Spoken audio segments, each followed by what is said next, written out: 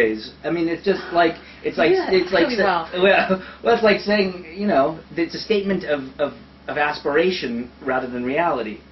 Right. And it's good not to confuse those two things. Yeah. When was that written? Moshe Feinstein, so somewhere in the last 50 years. Oh my he died goodness. about 20 years ago. That gives fun thought. Yeah. All right. I mean, that's because if you're not, It does. I mean, Sarah, all who saw her recognized her purity and innocence. I mean, that I don't think it was like that for Avimelech and for the Pharaoh. No. They saw her and they said, "I want some of that." Yes, that's right, and it's so absurd, and yes, and they got it. I mean, they got more with the bargain. They got sexually transmitted infections, as we know. So They got the clap. They got the clap, and maybe gonorrhea in Avimelech's case. That was hysterical. So, I don't know where you get that from. It's the same commentary that said that because of the flood, the fossils have been so mixed up Right. that we can no longer date. Right. Yeah. Right. Look, I don't, you can't begrudge them their ideals, but I just think it's not a good way. I mean, it's not a good way to approach women or children to tell yourself stories about their essential nature that just aren't true. 'Cause, God, the Art Scroll commentary is a kick. Mm-hmm. All right, let's see. Yes. What else? Leader. Yeah, So, I mean, the mission to find a wife for Isaac. I mean, this is just a great story. I mean, who doesn't love a love story? It is a great story, and it's a great story because it's like it's a journey too. You know, Yeah. You read it and it just goes because you're like, oh, this is exciting. Yeah. We're heading out on Right. an adventure, and we're meeting this strange and exciting woman, and right. her Yeah, family this is a nice narrative. inviting us in, and I mean, it was like it's a fun read. Right, and You know? a lot of portions don't give you that, but this one is a nice read. And a love story. And then Eliezer's test is a moral one. Right.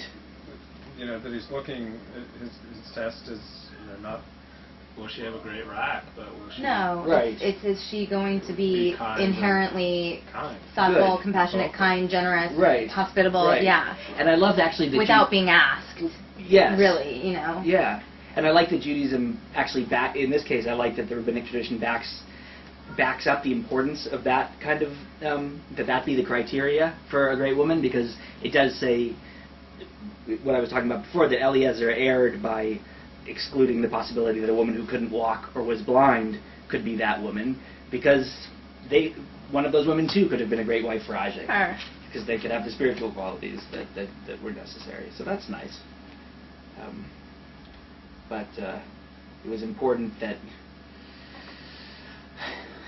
I do want to stop bringing up trashy points, but the rabbis and the texts provide a lot of them. And one of the things he also says is that no man has known her, and she's a virgin, and no man has known her. And that's pretty big in the Bible. No, it is, but get this. Yeah. The rabbinic commentary is that there's a reason why he says it twice. Yeah. And he says because the Canaanite women, or a lot of the women had creative ways. They wanted to preserve their virginity technically, but they had creative ways of being promiscuous without violating. Yeah, I noticed that they say that twice, and I wondered about that. Yeah, so that's why. So they're saying not only is she a virgin, but she also hasn't She didn't mess around. Yeah, I think right, like whatever. It's a reference to buggery. Right. So I assume it is. Oh yeah. So it's just like, I mean, Prince Charles wasn't allowed to marry anyone who didn't know a man either. So, That's true. I mean, that's the way it is for kings. You're not allowed to. Really. I mean, he would have been happier if he could have married Sarah Bowles, or who was it? Sarah Parker Bowles, or whoever the woman that he really right. loved. But he had to marry the virgin. Right. Oh, and is that why? Right, and the Duke of York, who couldn't marry Wallis Simpson, he had to abdicate his throne because she was divorced. Yep. Right. Yep. Well, they searched far and wide for a virgin, and right. when they found Diana. I do wonder what the what the preoccupation with that was, because well, there'll be no invidious comparisons. They were worried that the invidious comparisons. As well, that's the advantage that I always see. I think that's. She can never say, "Oh, you know." No, that's a problem. Joey really knew how to. You know, it's weird. Is that a problem? I think that's an advantage to marrying a virgin. I You don't mean, get I invidious think that. comparisons. No. Go ahead. Trust me, Okay. I'm on the same wavelength as you. Okay, good. But there's this whole purity movement that's really huge and growing fast in America with super conservative Christians. Right. And they are basically getting their daughters and sons too to pledge a life of purity and to pledge that they won't have any kind of physical sexual contact with anyone until their wedding day, and that their first kiss will be on their wedding day, and a lot of them won't hold hands beforehand. And I was thinking, what are these poor kids going to do if they're 19 or 20 and they get married, probably to someone they've known for 6 weeks or whatever, right. and they say I do and go to kiss each other and find out on the wedding night that they have absolutely zero chemistry. Yeah.